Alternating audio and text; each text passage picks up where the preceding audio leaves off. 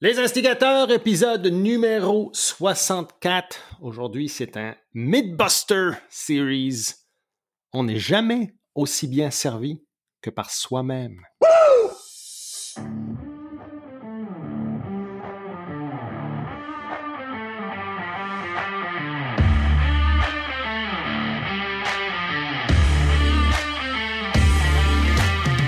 Vous écoutez Les Instigateurs, le podcast de contenu explicite pour entrepreneurs francophones. On parle des meilleures pratiques d'affaires sans dentelle ni gants blancs. On laisse de côté la rectitude politique, les conventions sociales, dans le but de briser les mythes et faire de vous de meilleurs entrepreneurs. Mon nom est Mathieu Dumont, son nom est Dave Ruel. Bienvenue sur le show.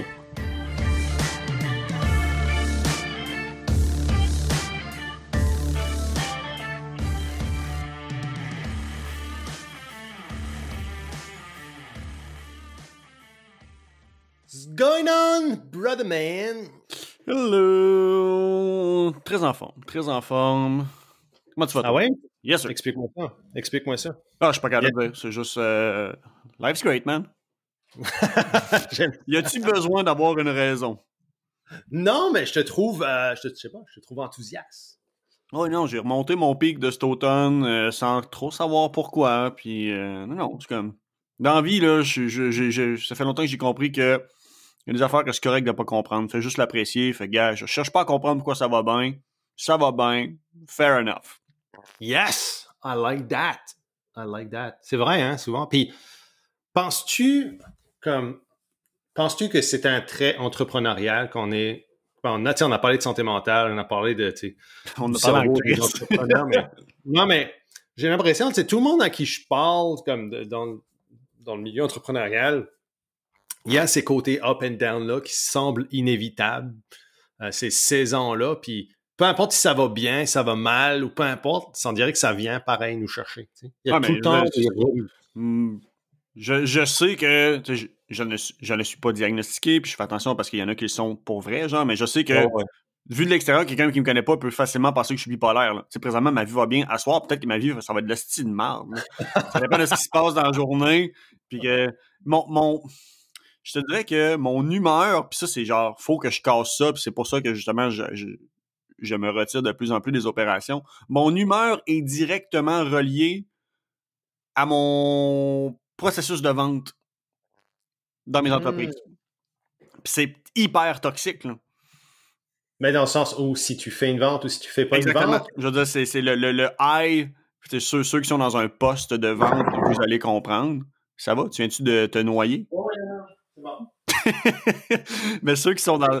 J'ai failli renverser mon café sur mon ordinateur, mais à part de ça, c'est correct parce que j'allais chercher un livre que je pas dans ma bibliothèque. OK. Mais non, tu sais, ceux qui sont en vente le savent, là, que justement, tu sais, le high d'une bonne vente, puis là, si t'en as ligne une coupe d'autres, bon, mais t'es sur ton streak, puis là, ça prend rien une affaire pour te derail.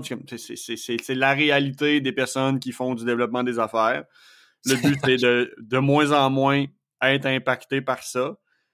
Mais non, tu sais, je veux dire, on vient de closer une année record, puis on se mentira pas, tu sais, ce qu'on fait du côté des instigateurs, admettons, il y a une belle demande, puis ça va bien, puis on a du monde le fun, puis j'ai comme abandonné, ben pas abandonné, là, mais mon histoire, il y a la saga du chalet, je vais le dire comme ça, admettons, là, fait que même si j'ai manqué un chalet sur lequel j'ai fait un offre pour 2000$, alors qu'on était en enchère, puis j'ai pas fait mon deuil, puis j'étais encore en calvaire, ça m'a avancé au moins dans ma réflexion de savoir que pour l'instant, ben j'ai plus de besoin d'un chalet pour moi dans un setup selon mes paramètres que de regarder vers un projet de chalet locatif puis gérer du monde. Fait que tu sais, je suis comme, non, il y a...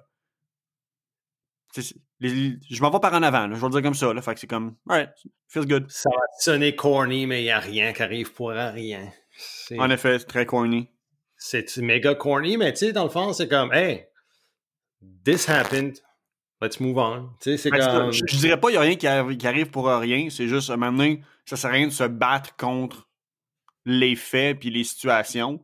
Fait que je sais pas s'il y a rien qui arrive pour rien, mais gars, je le vire de façon intelligente. J'en fais quelque chose, même si c'est de la merde, au pire. By the way, c'est ça, j'ai été dans la bibliothèque pour chercher un livre tout à l'heure. Puis, c'est drôle, ton livre, c'est pour le lire ou c'est pour essuyer ton dégât de café? Genre, c'est un livre que t'aimes pas, c'est comme fuck it, J'essuie avec du papier.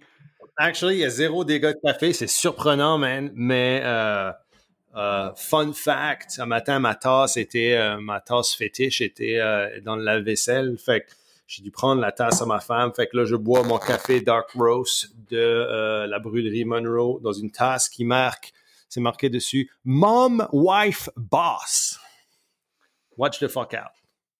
Pour vrai, là, j'aurais fait exprès de faire un dégât puis de dire « Ouais, je l'échappais à tomber à terre. RIP. » Le genre de tasse qui remplit ton lave-vaisselle de paillettes, là? Non, il n'y a pas de paillettes. Non, c'est une belle tasse. C'est actually la même size que la mienne, mais c'est ça. Bon, j'ai pas de problème, man, comme je t'ai dit. Là. Je suis un petit peu féministe sur les bords, mais bref.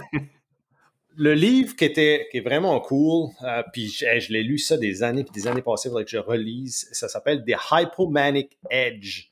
The link between a little craziness and a lot of success in America. C'est John D. Gartner qui a écrit ça. Puis dans le fond, ce que ça marque, c'est que dans ça parle généralement, tu sais, ça parle en Amérique, mais de la culture entrepreneuriale. Il dit que la majorité des entrepreneurs, dans le fond, sont hypomaniques, dans le fond. C'est peut-être une forme non diagnostiquée de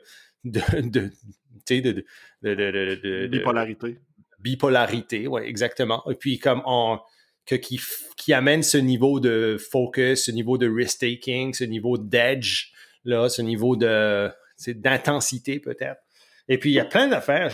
Quand je lisais le livre, c'était comme make sense. Il y a des affaires que j'ai l'impression que c'est peut-être un petit peu trop parle un petit peu de l'ADN, c'est comme dans le fond que comme les peuples qui ont peuplé, les gens qui ont peuplé les Amériques, dans le fond, c'est des risk-takers, des personnes qui étaient prêts à partir sur un bateau, traverser tout ça pour un peu de cumin, là, faut être débile. Non, mais à quel point t'aimes ça, le cumin? Non, mais pas juste les colonisateurs, mais les colons, les personnes qui sont vraiment venues travailler dans le nouveau monde, tu sais, oui. tu sais, comme avec énormément d'incertitudes, etc. Puis il dit que vu que l'ADN de cette personne-là sont basés là-dessus, que tu sais, comme en tout cas, il y a une prédisposition peut-être, je sais pas ça, mais en tout cas. Lui, il parle littéralement génétique, là.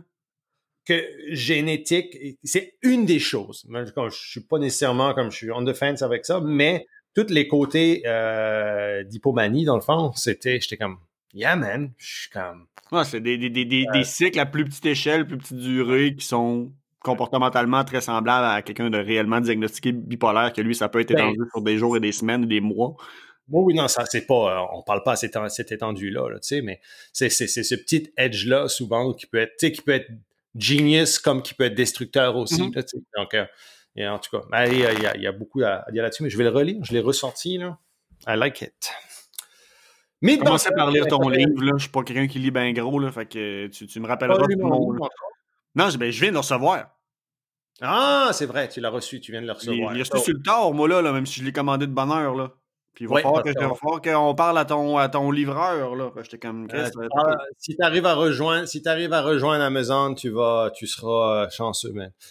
Ouais, ça a été cette année, Amazon, man, c'est ça l'affaire, c'est quand on fulfill, nous autres, tout le fulfillment est fait à travers Amazon Fulfillment, parce que c'est les meilleurs prix, souvent les plus rapides. Le seul problème, c'est que quand Amazon te dit on a un retard, on a des retards pour accepter ton stock et puis le mettre à disposition. This is what it is. There's no other way around. Parce que c'était en plein dans le temps dans le fond où tout le monde se préparait pour le Black Friday. Et il y a eu des retards de 2 semaines et demie sur la réception. À partir du moment où ça a été réceptionné ou à partir du moment où ça a été réceptionné et qu'on a pu le faire fulfiller, il y a eu quasiment 2 semaines et demie de retard. Fait que c'était pas prévu, là, mais en tout cas, bref, ça fait partie des affaires. Il est pas lu encore, c'est prévu dans les quelques prochaines semaines, si je suis capable de me concentrer assez. Ben, tu connais quasiment, on va un peu plus deep, mais pas nécessairement plus, t'es certifié, là, donc tu vas... Ah, je le lis même pas pour apprendre. Je le lis pour voir à quel point ça a valu la peine que tu te donnes de la merde de même puis tu te lèves à 4 heures. Je le lis plus pour te juger que pour apprendre, je pense. Ah, ouais. Ah, j'aime ça. Ah, ben tu verras, man. Tu verras. Tu me diras. Tu me le diras. Même pas Si, dédicacé en là, plus. J'étais comme, hey, si t'aimes, tu le diras. Si tu l'aimes pas, garde ça pour toi. parfait. Non, non, si t'aimes pas, tu me diras. Mythbuster, man, ça fait un petit bout qu'on n'a pas parlé de mythes ou de choses. Et puis, c'est timely aussi, parce que j'ai une réflexion là-dessus, il n'y a pas longtemps. On n'est jamais aussi bien servi que par soi-même. Ça, j'ai l'impression que c'est une quote qui est tellement tartinée à toutes les saveurs, de toutes les bords, par des personnes qui, justement, n'arrivent pas à bien déléguer. Et je trouve que c'est probablement le sin le plus gros, comment tu dis, un sin, Un péché. un péché, plus gros péché entrepreneurial de ne pas justement développer ce côté-là d'outsourcing et de délégation. Souvent, mon read, c'est que ceux qui ont cette mentalité-là, d'un, je trouve que c'est hyper narcissique, mais c'est une belle excuse pour couvrir son insécurité. Mm-hmm. C'est un blanket statement pour du monde fragile. Qui très souvent, à l'inverse, vont avoir un front de personnes assez bruyantes, c'est ce genre de personne souvent aussi qui va prendre, tu sais, qui va suck in the air in the room, genre. Ouais. Il y a plein de contradictions avec le genre de personnes qui entretiennent cette mentalité-là.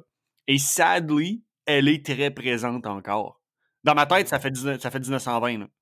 Ça fait très top-down de comme je décide ça, puis c'est ça qui va se passer parce que c'est moi qui est meilleur.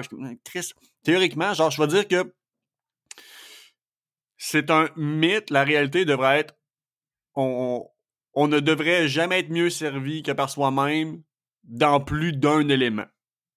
Le but, c'est de garder ta zone de génie. Fait que, ultimement, si t'es pas le meilleur dans quelque chose, ben là, pour vrai, il y a un problème.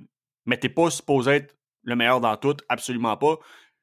À la limite, ça veut dire que ta business, ça tient sur pas grand-chose. Mais il y a deux côtés au statement. On n'est jamais aussi bien servi que par soi-même. Honnêtement, moi, je prône beaucoup le self-leadership, le leadership de soi, le fait d'être la meilleure version de soi-même avant de pouvoir être un bon business leader. Donc, quand ça vient à soi-même, de prendre soin de soi-même et puis de maintenir un niveau de performance, 100%, on n'est jamais aussi bien servi que par soi-même parce que c'est l'essence même du self-leadership. Dans un contexte de business où vous avez des employés, où il faut que vous soyez un leader d'autres personnes, c'est certain que cette citation-là ne s'applique pas, OK, ou ne devrait pas avoir lieu d'être. Donc, l'un dans l'autre, oui, on est obligé, notre business sera toujours à la hauteur de notre propre leadership. Donc, dans le fond, d'être au meilleur que l'on peut être. Mais de l'autre côté, si notre leadership d'équipe ou notre leadership de business n'est pas up to par, si on n'empower pas, si on ne fait pas de nos employés d'autres bons self-leaders et d'être capable d'amener ces employés à être de bons self-leaders, c'est là qu'il y a échec. Tu comprends-tu? Mm-hmm. Donc, il y a vraiment le double tranchant du côté comme, tu sais, on est toujours aussi bien servi que par soi-même. Puis, je sais pas pourquoi, tu sais, c'est une personne que j'ai jamais même rencontrée. Ben, en fait, je l'ai rencontré une fois, mais on s'est même pas parlé. Puis j'ai juste lu un de ses articles par après. Un entrepreneur qui est passé à l'école d'entrepreneurship de Beauce, qui, dans son témoignage, lui, c'est ce qui avait même ressorti comme étant le plus grand, je veux dire, progrès ou le plus gros déclic qu'il a pris, de genre, j'entretenais cette fausse croyance-là parce que j'étais pas capable de gérer mes émotions, puis c'était plus facile de juste passer des commandes à mon monde que de déléguer et faire challenger ce que j'avais déjà mis en place. Ouais. J'étais comme, Chris, c'est deep pareil, là. C'est un gros changement, c'est un gros pas dans l'optique de juste le développement personnel de la personne. Tu sais, juste, ça touche à plein de sphères dans sa vie, là. Mais je sais pas, comme je dis, je vois tellement un type de personnalité qui est récurrent, qui entretient ça. Mais en même temps, c'est possible pour vrai d'avoir du support avec ça. Mais ça l'a, ça a un certain plafond qui est beaucoup plus bas que ce que l'entreprise pourrait être. C'est vrai que, puis je veux dire, je comprends, sans être d'accord, je comprends que quand tu commences, tu n'as pas le choix de porter plusieurs chapeaux. Donc, c'est facile d'entretenir cette illusion-là que, bon, mais regarde, j'ai eu des succès en faisant tout par moi-même, je suis capable de continuer puis de passer au prochain niveau, jusqu'à temps que tu deviennes le frein de ta business. Mm-hmm. Puis souvent, c'est encore une fois, c'est un des triggers qui va faire qu'une business va dérailler parce que ce pivot-là, ben, il est trop rendu difficile à faire parce que tu as scalé une business sans process. Puis là, tu dis, Chris, il était un peu tard pour le faire. Que tu n'es pas game d'outsourcer parce que tu entretiens cette notion-là de, encore une fois, on n'est jamais mieux servi que par soi-même. Imagine, si je suis pas capable d'être mieux servi par des employés que je vois tous les jours, imagine comment ça va être pire en plus si je le donne à des personnes ils nous regardent de loin. Comme je dis, je suis capable de comprendre. Je suis pas capable, par contre, d'être d'accord. Là. Moi, je pense que, puis, tu sais, avec Epic, il y a une année, il y a eu comme une année, tu sais, pivot où on a réalisé, quand j'ai sorti du leverage coaching model, il y a une année qui a été, on a pris beaucoup plus de clients en consulting pour justement ce problème-là. Donc, des entreprises qui financièrement, comme, allaient relativement bien, mais des gros problèmes opérationnels, justement, dus à la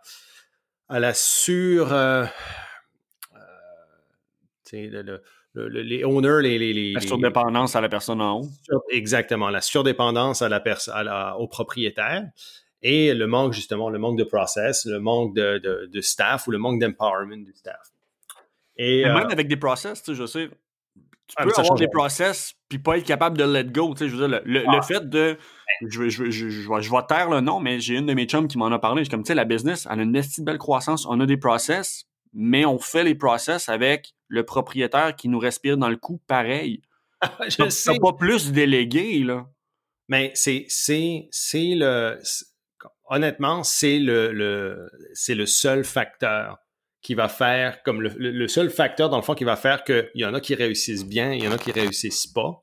C'est justement l'adaptabilité ou le désir de croissance personnelle de la personne, du owner.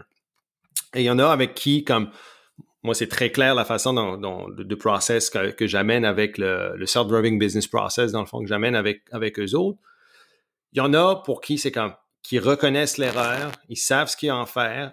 C'est difficile de let go, mais ils le font, ils travaillent, mais ils travaillent davantage sur eux autres mêmes. Donc, pas nécessairement sur leurs business skills, mais sur leurs self-leadership skills. Mm-hmm. Parce que souvent, le problème vient d'eux autres mêmes. Ça vient d'une insécurité, puis cette insécurité-là, elle vient elle a une certaine origine, souvent qui n'est même pas due à la business. Donc, tu travailles sur cette personne-là sur tu sais, c'est quasiment de la psychologie, dans le fond. Ça en est. Ben, c'en est, oui, mais je veux dire, c'est comme, je ne ferais pas la job d'un psychologue ou d'une psychologue, mais c'est d'amener justement de travailler sur leur propre bullshit à eux autres mêmes pour pouvoir devenir des bons business leaders. Et ceux qui réussissent à le faire deviennent des bons business leaders ou deviennent des business leaders potables en attendant de devenir des bons business leaders. OK? Mais on les outille. Donc, ils ont déjà les process. Ils apprennent à parler avec leur monde. Et même s'ils n'arrivent pas nécessairement à devenir des bons leaders de personnes, c'est d'amener des bonnes personnes dans l'entreprise qui sont capables d'amener ce côté-là ou ce volet-là qui vont permettre à l'entreprise de croître. Puis il y a un, tu sais, c'est un changement de philosophie qui est difficile parce que tu as un slump, tu as une période de transition qui est dur à passer par la discipline que ça demande. Ce que je veux dire, puis je le dis de façon très transparente, je ne suis vraiment pas parfait à ce niveau-là. Tu sais, avant Didacte, avant Hook, j'ai toujours mené mes projets tout seul. Ou avec un employé, ou avec des fournisseurs externes, puis j'étais très hands-on. J'ai longtemps moi-même entretenu cette philosophie-là. Puis tu vois, avec Didacte, ça va bientôt faire 5 ans que je suis là. Là, je te dirais que je commence à passer au travers du slump. Le slump, c'est quoi? C'est de dire, OK, je vais faire, je vais rouler la business avec mes mains dans tout, en ayant sur mes épaules le poids de tous les départements, parce que justement, c'est même pas tant directement relié à moi, genre, personne ne peut faire la job aussi bien que moi, c'est juste, on s'invente cette pression-là de on est nécessaire partout. Puis Ouais. quand tu fais le switch de, OK, en effet, je dois mieux déléguer, je dois mettre mes process, on en a des process, mais d'être capable de vraiment passer, OK, je fais une passation de pouvoir à cet employé-là, à cette personne qui va être maintenant responsable, process owner d'une ligne d'affaires. Parfait. Puis maintenant, ma job, c'est de développer des gens, alors qu'avant, j'ai toujours développé des business. Ça va t'amener à une position où tu passes très opérationnel à développement des affaires. Puis ça reste nécessaire. Mais tu es confronté à tous les jours à dire, là, il faut que je me développe à titre de leader, il faut que je développe mon intelligence émotionnelle, ma façon de collaborer, ma façon de justement développer mon empathie, blablabla. Pendant que je fais tout ça, je fais rien dans ma business. Et c'est tout ce que tu as connu dans le passé. Ouais. Fait que tu es constamment confronté à, je fais des heures qui, dans ma tête, ce n'est pas du travail directement, ou ça ne bénéficie pas à ma business présentement, en étant exposé aux opportunités que toi tu ferais ou les choses que tu ferais différemment pendant que les autres le font. Puis t'as comme sans dire que c'est un processus de deuil, c'est très similaire. Ouais. C'est la notion de, OK, laisser prise. Puis je l'ai déjà dit, moving on is not letting go. C'est pas parce que tu as donné les rênes à quelqu'un que tu as vraiment enlevé toi-même tes mains sur le volant. Puis de là, de dire, OK, bon, mais oui, ça va me demander que une demi-journée par semaine. C'est purement des éléments pour me développer moi à titre de leader. C'est de la formation continue, c'est des éléments de réflexion. Puis ça fait partie de ta job. Mais tu ne le perçois pas comme ça. Tu as l'impression pendant très longtemps au début de ce slump-là d'être en train de perdre ton temps parce que ça t'amène à devoir faire des sacrifices sur les opportunités que tu ne mets pas en action. Puis ça va prendre du temps. Puis il faut juste l'accepter. C'est une période de transition qui est inconfortable, mais qui est nécessaire. Puis tu sais, pour vrai, cette transition-là, je te dirais que dans ma tête, ça doit faire 18 mois que je l'ai enclenchée. Puis là, je commence à sentir que le temps que je mets à faire ça, là, sur mes aptitudes, soft skills, plus justement de gestion leader, c'est ça ma job. D'avoir changé mon mindset de ma responsabilité, mon rôle, je l'assume, ce n'est plus de faire des choses. C'est d'être là, outiller les gens qui vont les faire. De développer ces personnes-là, puis maintenant, j'ai assez investi de temps pour être capable de savoir que je suis capable de bien le faire. Mais les premiers mois, c'est difficile, puis c'est là que tu vas te perdre un petit peu de ta business parce qu'il y a une distance qui se fait entre toi et ta business, tu n'es plus autant impliqué. Mais tu sais, comme le côté, comme je te disais tout à l'heure, que ceux qui réussissent versus ceux qui réussissent pas à faire cette transition-là, si tu l'as dit, c'est l'acceptation. C'est l'acceptation que, dude, comme, you're not good enough, t'es pas bon assez, voici sur quoi tu dois travailler. Et il y en a qui l'acceptent pas. Moi, il y a une personne qui est venue comme littéralement brailler à ma porte pour nous engager. Puis je dis, garde, écoute, c'est quelqu'un qui est un ami, qui est comme, qu'on a amené, qu'on a bâti les process, mais qui n'était pas willing de se développer. Hard head, big ego, comme, je suis comme, man, je dis, ça marchera juste pas. Tant que tu fais ça, comme, je peux faire tout ce que tu veux dans ta business. Si tu veux pas t'aider toi-même, ça va pas fonctionner. Mm-hmm. Puis, guess what? It did not. Mais, là, il y a le côté ego là-dedans où la business, financièrement, puis on en a parlé dans d'autres épisodes, le brut était très bon, ça roulait, il engageait du monde, etc. Parfait. Cool, man, si tu veux continuer comme ça, c'est ça, mais tu n'auras pas le business. Tu viens me voir parce que tu as un problème, mais tu n'es pas capable, tu ne veux pas t'occuper du problème. Ou tu ne veux pas faire ce qu'il y a à faire pour fixer le problème. Tu cherches une solution juste pour te donner bonne conscience sans vouloir faire les actions. Exactement. Et puis, c'est comique parce que là, on est en train d'engager un webmaster. Et puis, moi, j'avais référé ce webmaster-là à lui dans ce temps-là. Et puis, parce qu'il était spécialisé dans ce qu'il avait besoin. Et puis, anyway, j'ai reconnecté avec ce webmaster-là la semaine passée. Et puis, je dis, travailles-tu encore avec lui? Il dit, ouf, non, il dit, il m'a offert un gros salaire, il m'a offert, tout ce que je voulais, mais j'ai refusé parce qu'il dit comme, c'est juste pas manageable. Il dit, je déteste le niveau de stress qui vient avec travailler avec cette personne-là. Et moi, je suis comme, oh wow! Donc, tu vois, ça m'a montré, ça confirme dans le fond le fait que si tu ne deviens pas un bon leader, que tes employés ou ton staff ne te perçoivent pas comme un leader, guess what? T'es un liability pour ta business. Non, mais oui, puis t'imagines, t'es une liability pour tes employés ou des talents qui veulent travailler pour toi. Mm-hmm. C'est quand même bad. T'sais? Donc, dans le fond, c'est l'acceptation du fait que comme, hey, j'ai du travail à faire et ensuite d'apprendre à letting go certain things. Parce que, puis honnêtement, souvent, on va faire des choses, c'est l'opportunité, quand on est rendu à ce niveau-là, c'est l'opportunité parfaite de se poser la question, qu'est-ce que je veux continuer à faire? Quel est mon génie absolu que je peux nicher et que je me vois faire pour les prochaines années, me spécialiser? Mm-hmm. Tu peux te regarder en face et puis tu as l'opportunité de le faire.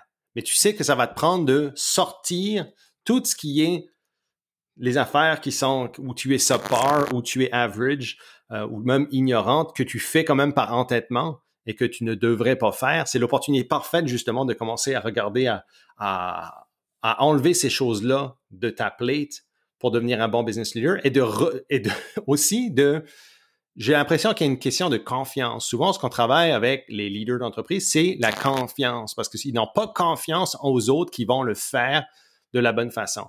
La seule confiance que tu as à avoir, c'est est-ce que tu es capable, avec confiance, pas de montrer, mais d'expliquer la direction clairement. Et de les amener à le faire. Mais tu sais, c'est pas parce que tu fais une commande que les gens vont le faire, absolument pas. Mais tu sais, c'est parce que tout part par ce que tu dégages, par la confiance, la façon que tu vas le communiquer. Tu sais, déléguer, même si tu donnes un process, techniquement, la première étape, c'est définir ton process au sens du monde, comment tu le fais. Bon, parfait. Tu as donné l'outil à la personne. Ensuite, est-ce que tu as donné l'information de voici pourquoi on fait les choses et comment on les fait? Parfait. À partir de là, ta seule responsabilité, c'est de régulièrement faire des check-ups. Comment ça va? Y a-t-il des éléments, des points de friction que tu vois dans le process ou des éléments que moi, je peux te fournir pour mieux te développer, mieux exécuter ce à quoi tu es supposé faire. À partir de là, puis je l'ai dit dans le passé, puis moi, il y en a qui trouvent que c'est toxique. Moi, je trouve, en tout cas, c'est ce qui fait, à date, je pense, ma force. C'est-à-dire, tout ce qui se fait bien, c'est la faute de ton employé. Tout ce qui se fait mal, c'est ta faute. Parce que c'est ça, ton rôle maintenant dans la business.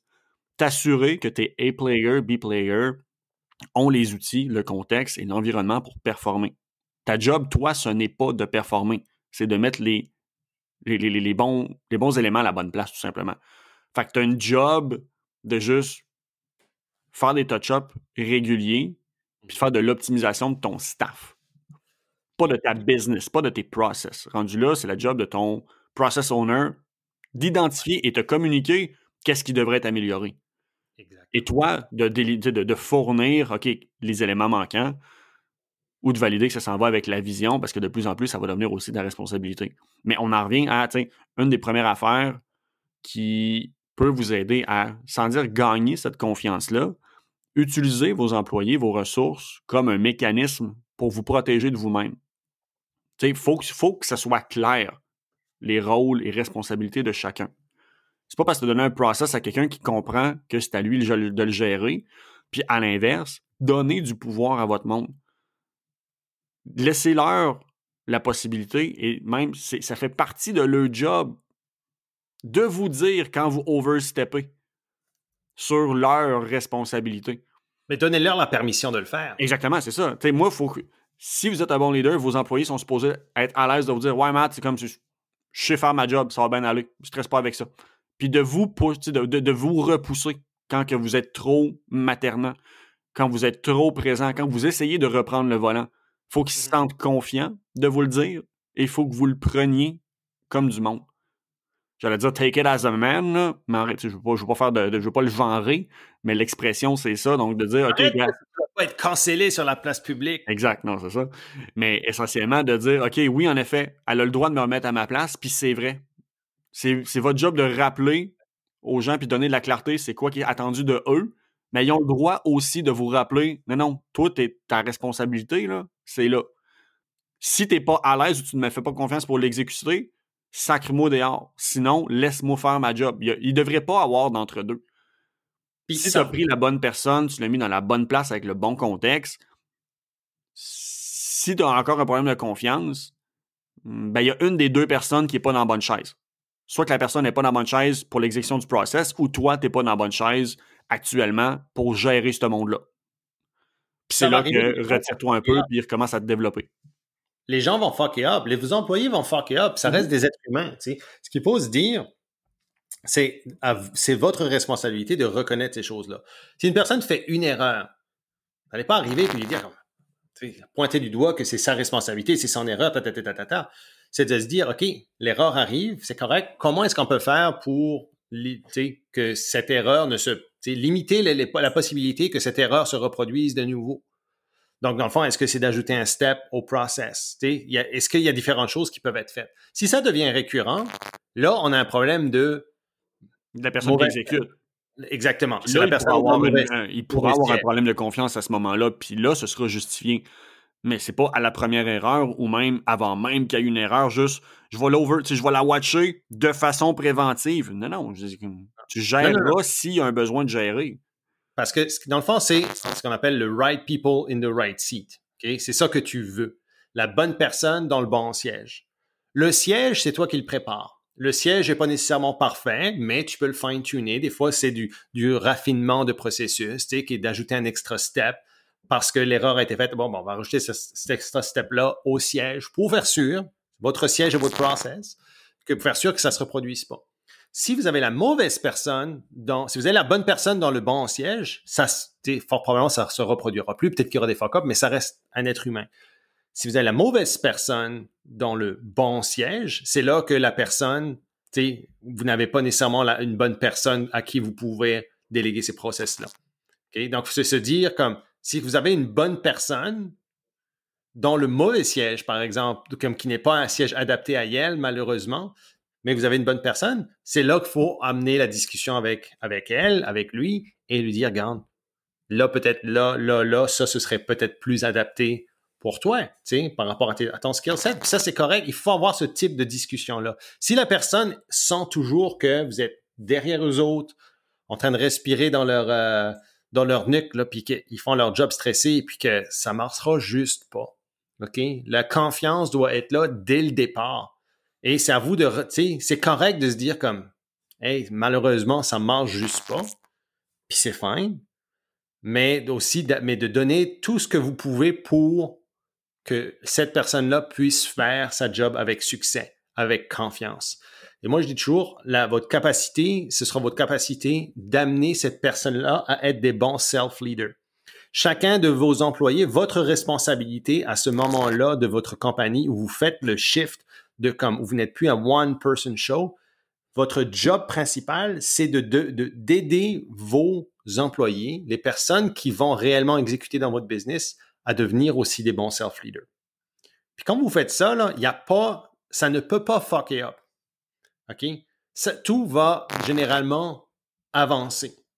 Parce que justement, vous travaillez sur le point critique qui fait qu'une personne va performer ou pas, qui est son propre self-leadership. Le business leadership reste à vous autres de mettre les pions ensemble, les bonnes personnes dans les bons sièges. Mais ensuite, maintenant, une fois que c'est fait, c'est de s'assurer de la performance, du leadership, je dirais pas de s'assurer, c'est d'outiller la personne pour qu'elle devienne ou de donner ce que la personne a besoin pour devenir un bon self-leader dans le sens. Puis à l'inverse, c'est correct aussi d'admettre que c'est peut-être juste pas pour vous. T'sais, on voit trop souvent ça comme c'est le natural next step. Je me sors des opérations, je vais juste gérer les gens. Truth is, c'est pas moi, je ne pense pas que c'est tout le monde qui peut devenir leader. Tu peux te développer puis tu peux t'améliorer. Mais dans certains cas, il y a des personnes que c'est trop loin de intrinsèquement la personne qu'ils sont. Puis des fois, c'est correct de juste dire, OK, peut-être que maintenant que je me sortis des opérations, c'est pas ça le next step pour moi. Essayez-le, puis vous allez le voir assez rapidement. Si c'est quelque chose que vous appréciez, si c'est quelque chose que vous êtes capable de vous développer assez rapidement, si vous avez la capacité même de connecter avec les gens. Ouais. Puis de là, de dire, bon, mais je l'aurais essayé, mais je suis capable rapidement de voir que sinon, ça colle pas avec mes soft skills, ça colle pas avec ma zone de génie.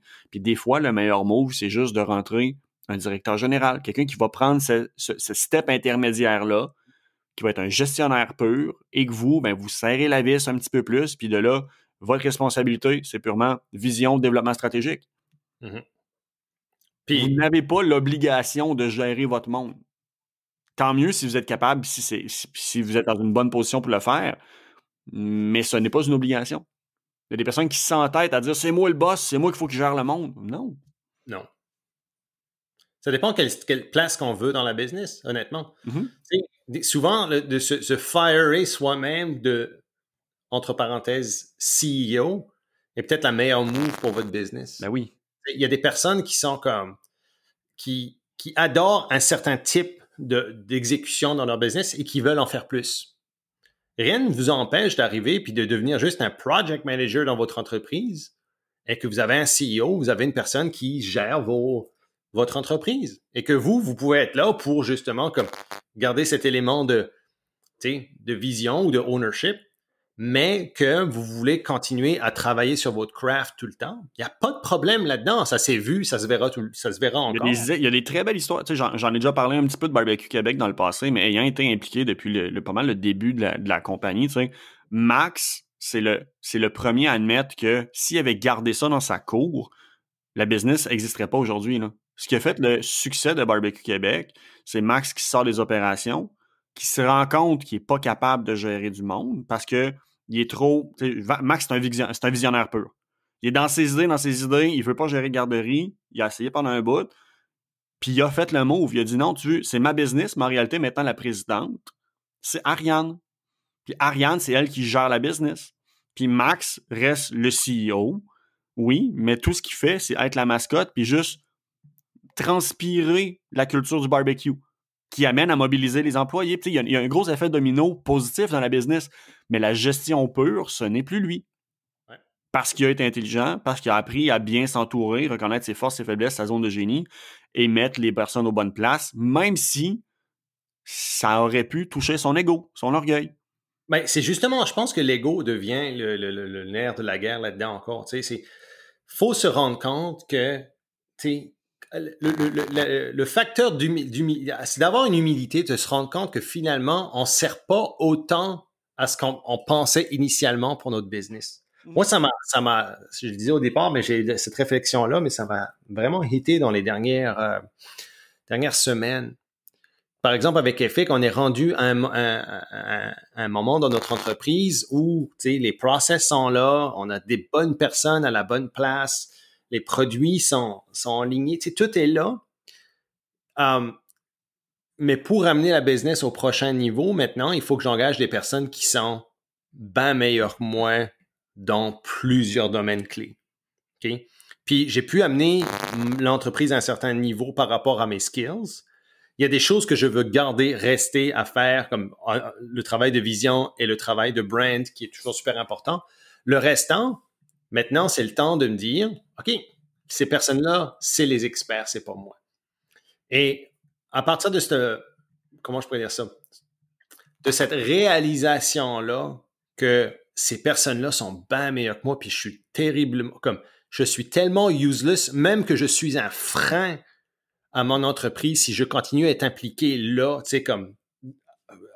comme je le suis en ce moment, ben ça a été c'est pas une réalisation parce que je le savais déjà, mais ça a été comme OK, plus une question de d'ego, parce que ça fait comme plusieurs années que Efic est comme c'est mon bébé dans le fond, je l'ai amené là, puis ça dure un peu plus longtemps que prévu, puis j'ai un historique avec, puis là je suis comme Mais la réalité, c'est que tu tires une fierté de développer ton bébé, mais la vraie fierté, c'est quand elle se développe par elle-même. Il faut juste encore une fois, j'en reviens à ce petit deuil-là, mais le volume de satisfaction que tu vas tirer de voir qu'une chose que tu as créée est rendue autonome d'elle-même, puis tu es juste là pour être témoin du succès de ce que tu as mis en place. Mais tu sais, c'est faire le switch de je prends le crédit du succès à je suis témoin et elle a son propre succès par elle-même. Mais ça vient de moi pareil. Mais le fait de se rendre compte que je suis inutile pour la majeure partie des choses me rend terriblement heureux. Ben exactement. Je vois ça comme des grands-parents. J'ai l'impression que les grands-parents ont plus de fierté de voir leurs petits-enfants que leurs propres enfants. Pourquoi? Parce que c'est le fruit de ce qu'eux ont mis. Mais d'être à cette espèce de deuxième niveau-là, j'ai l'impression que c'est comme, t'as tout le reward sans l'effort. Chris, c'est le meilleur des deals. Ouais. Mais l'humilité, mon humilité, le petit bruise à mon ego a duré 3 secondes et quart. Et ensuite, c'est de se ramener dans la position de comme, wow, ces personnes-là sont smart. Je m'émerveille, des personnes comme, là, on a réengagé Joey au niveau du relationship marketing, de voir Joey faire son craft puis de dire, wow, il est tellement bon à ce qu'il fait. Puis je suis tellement fucking comme, j'ai pas rapport dans cet univers-là parce qu'il me fait filer comme, genre, tu penses que t'es bon dans ta ligue de garage de hockey puis tu vas jouer avec des joueurs professionnels puis tu te rends compte que t'as pas rapport Oui. Tout. Mais c'est toi qui as levé la ligue. C'est comme, nice. Oui. Tu sais que c'est ce que t'attires. Good. I know, mais il y a ce côté humilité-là qui devrait ne pas durer longtemps. Si vous strugglez vraiment avec ça, avec tout le côté, vous filez un peu humilié que des personnes sont bien meilleures que vous autres, c'est un signe qu'il faut travailler sur vous-même. Que, OK, pourquoi? Elle vient où cette insécurité-là? On va tous l'avoir, je le dis ouvertement parce que je l'ai eu ce petit feeling-là, il n'a pas duré longtemps parce que je l'ai déjà fait auparavant, mais ça faisait un petit bout de temps que j'avais pas comme, ça fait 4 ans là, qu'on développe puis que j'avais pas repassé à ce stade-là. Et il est toujours là, il va revenir, mais c'est comment est-ce que vous dealez avec. Puis si c'est récurrent, puis vous sentez que c'est ça qui amène que votre business ne lève pas ou vous sentez tout le temps overwhelmed, puis il y a tout le temps quelque chose qui prend feu, puis que vous n'êtes pas capable d'amener ces choses-là, c'est un signe qu'il faut travailler sur vous autres-mêmes. Du self-awareness, de développer votre self-awareness, votre self-leadership. Puis développer son équipe pour qu'elle puisse prendre le relais si elle a l'intérêt et les forces. Ben oui, mais ça devient votre responsabilité après. OK, vous devez le faire, mais ça vient d'abord par la réalisation de comme, de ce petit feeling d'humilité-là est bon. C'est un bon signe. Mais s'il reste, si votre ego s'accroche à ça, de dire comme non, ben c'est là que là, il y a un problème. Là, il y aura un gros problème plus tard. Donc, est-ce que vous vous réjouissez de voir que des personnes sont bien meilleures que vous ou ça va vous toucher votre ego et ça va vous mettre insécure dans votre business? Okay? Si ça vous met insécure, vous allez micromanager. Si vous allez micromanager, vous n'allez pas développer vos personnes. Et les personnes qui ne se développent pas, c'est des personnes qui ne resteront pas dans votre business. C'est excellent, ça. Je pense que ça va être la quote. Ah ouais? C'est-tu la quote? Oui. Okay, non, c'était bon. C'était pas pire. Toi, le quote guy, d'habitude. Ouais, mais Chris, à un moment donné, il faut que je passe le flambeau, il faut que je délègue. Je ne suis pas mieux servi que par moi-même. Ben, je sais pas, man. I mean, tes quotes, là. En tout cas. T-shirt business! Non. Fait que pour wrap it up, essentiellement, dans le fond, la question que j'espère que vous allez être capable d'avoir l'humilité d'avoir, c'est de dire présentement, je suis le frein sur quel élément dans ma business. Mm-hmm. Sans dire que c'est quoi le plan de match pour que je me sorte de ma business? Non, absolument pas. Mais il y a toujours un élément où ce qu'on est le boulet. Je vais le dire comme ça. Seriez-vous capable de mettre le doigt dessus présentement? Mm-hmm. Et quelle émotion vous ressentez quand vous pensez à passer le flambeau là-dessus? Parce que cette émotion-là va être sur le point sur lequel vous allez devoir probablement travailler en priorité pour vous-même. Devenez un bon self-leader avant de devenir un bon business leader. Et l'évolution peut se passer simultanément, mais soyez-en conscients. C'est aussi simple que ça. Yes, sir. All right, Matt. On se parle la semaine prochaine, mon chum? Do we? Ben oui. Do we? Do we? Mais oui, on se parle la semaine prochaine, as always. Do we, c'était-tu pas dans Scream, ça? Je sais pas, faudrait que je demande à Marie-Ève qui connaît beaucoup plus ce genre de film culte, mais probablement. Je m'en souviens plus. En tout cas, ça me rappelle. Bonne semaine tout le monde. Have fun. Be a good self-leader. Goodbye. Vous venez d'écouter le podcast des Instigateurs. Ça vous intéresse d'en entendre plus, alors n'hésitez pas à vous abonner à notre chaîne, cliquez sur le 5 étoiles et surtout, nous laisser connaître les sujets que vous aimeriez qu'on aborde dans les prochains épisodes. Pour le faire, simplement que nous envoyer un courriel à podcast@instigateur.com ou visiter notre site web instigateur avec un s.com.